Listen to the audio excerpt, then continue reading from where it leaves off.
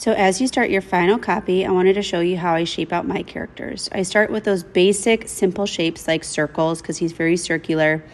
And then I measured out his head to his body, and his head is about half the size of his body. So I measured that out. So his body is 2 times as big as his head.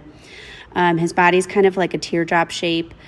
But Sylvester is very round. There were a lot of circles when I drew this. So I started with looking at those very basic shapes and how big they were compared to other parts of the body.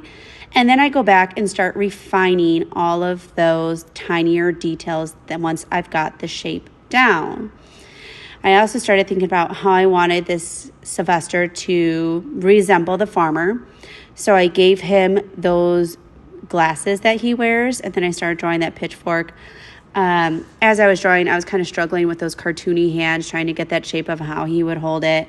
I had to erase it and try it a couple different times. So it's okay to make those mistakes and then keep trying and try different things. That's part of what art is all about, is trying something new and seeing if you can make it look better. I also changed a little bit about him to kind of better fit the character.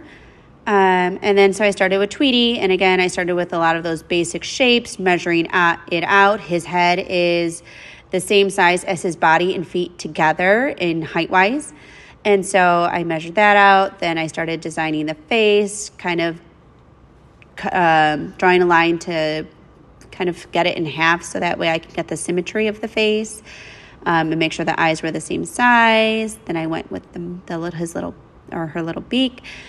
And again, I started thinking about how I can make Tweety look like the farmer's wife with those clothing. I got that little brooch and kind of made Tweety wear a shirt similar to how that farmer's wife looks in that American Gothic picture.